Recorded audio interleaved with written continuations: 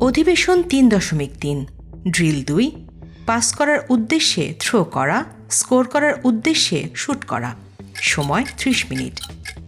উদ্দেশ্য ১. মাঠের দিকে দৃষ্টিপাতের উন্নয়ন ও থ্রোয়িং উন্নত করা। ২. যোগাযোগে সমতার বিকাশ করা। লক্ষ্য হাত ব্যবহার করে বল পাস করা এবং শুটের মাধ্যমে স্কোর করা। উপকরণ জার্সি, হ্যান্ডবল ও মার্কার। নির্দেশনা ১. খেলার জন্য নির্ধারিত স্থান নির্ধারণ করতে হবে। ২. ৪ জন বনাম ৪ জন খেলোয়াড় গোলরক্ষক ছাড়া খেলবে। ৩. বলের পজিশন নেয়ার পর খেলোয়াড়রা চলাচল করতে পারবে না। ৪. খেলোয়াড়রা বল ৩ সেকেন্ডের বেশি ধরে রাখতে পারবে না। খেলার প্রক্রিয়া। স্টেপ শুট অনুশীলন করার কৌশল। ১.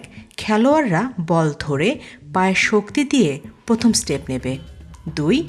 অপর পা ক্রস করে শরীর নিয়ন্ত্রণে এনে বল সহ হাত পিছনে টেনে আনবে। স্টেপ শুটের প্রশিক্ষণ পদ্ধতি।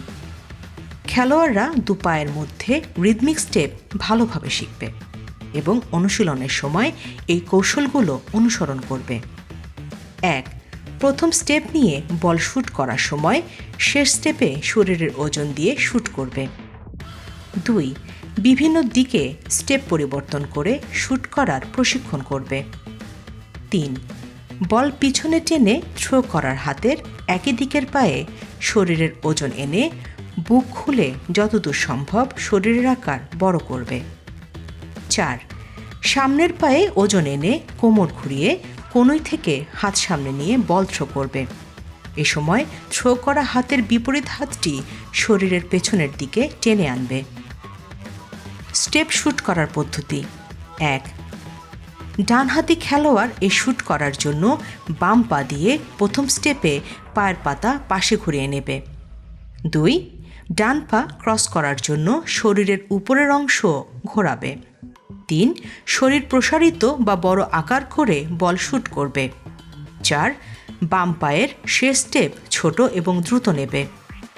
খেলোয়াড়রা কেবল হাত দিয়ে বল পাস বা শুট করবে। কোচ বাঁশি বাজিয়ে অনুশীলনটি শেষ করবেন। প্রতিফলন। কোচ গাইডলাইনে দেয়া প্রথম প্রতিফলন অনুসরণ করে আলোচনা করবেন। দ্বিতীয় ধাপে খেলার প্রক্রিয়া। ১. স্কোর করার জন্য খেলোয়াড়রা গোল করবে। ২. খেলোয়াড়রা কেবল বল শুট করেই স্কোর করবে। ৩. নির্ধারিত গোলকিপার থাকবে না। প্রতিফলন। প্রতিফলনে কোচ গাইডলাইনে দেয়া দ্বিতীয় প্রতিফলন অনুসরণ করে আলোচনা শেষ করবেন।